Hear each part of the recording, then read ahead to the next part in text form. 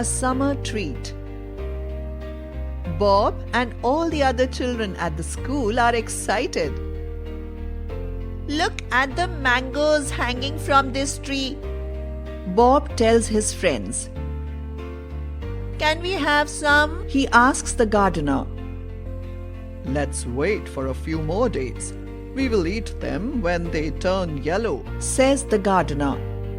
Bob and his friends wait and watch the mangoes slowly turn yellow day after day. A few days later, the gardener climbed the tree and plucked some mangoes.